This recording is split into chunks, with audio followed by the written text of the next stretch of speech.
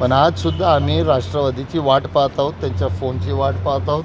आम्ही आमची त्यांनी जे जागा सिलेक्ट केलेले ते बाजूला ठेवूनच बाकीची चर्चा किती वेळ करत आहोत. आणखी वाट पाहिली जाईल आणि जर नाहीच रिस्पॉन्स आला तर मग काय? ज्या वेळेला पक्ष आपल्या बाजूने काम करतं त्यावेळेला पक्षाच्या याद्या तयार असतात. मी आपल्याला पहिल्याही दिवशी सांगितलं 165 जागाची काँग्रेस पक्षाची एकट्याची यादी तयार आहे, 165 जागाची शिवसेनेची तयार आहे, 165ची राष्ट्रवादीची तयार आहे. आम्ही पहिलंच ए प्लॅनचं आणि ए प्रिंट पहिली काढून ठेवली.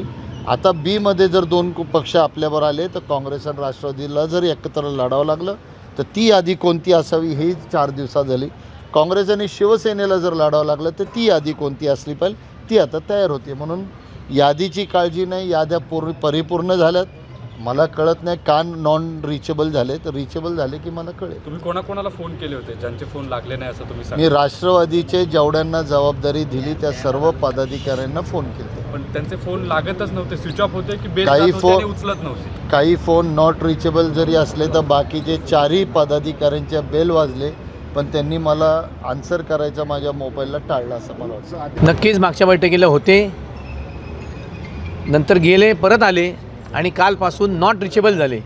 फोन लावतो आहे आम्ही, मीटिंग चालू होती, काँग्रेसचा या ठिकाणी कार्यक्रम झाला होता म्हणून काँग्रेसचे सर्व ज्येष्ठ पदाधिकारी या ठिकाणी कार्यक्रमाला आले. आम्ही दोघं एकत्र होतो, पण नंतर ते फोन बंद झाला, तब्येत ठीक नाही म्हणून गेले. ते अजूनपर्यंत काय त्यांचा फोन लागत नाही आहे. विचारायचं कोणाला हा प्रश्न पडला आहे. सगळ्यांचे फोन स्विच ऑफ आहेत.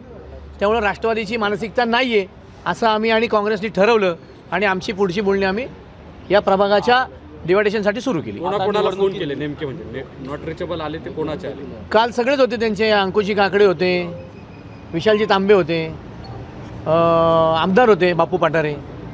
ह्या सगळ्यांना फोन लावून झाले, पण कोणी फोन काहींनी अटेंड केला नाही आणि काहींचे फोन नॉट रिचेबल आहेत. मग फोन लागून उचलत नाहीत याचा अर्थ त्यांचा काहीतरी वेगळा निर्णय असेल.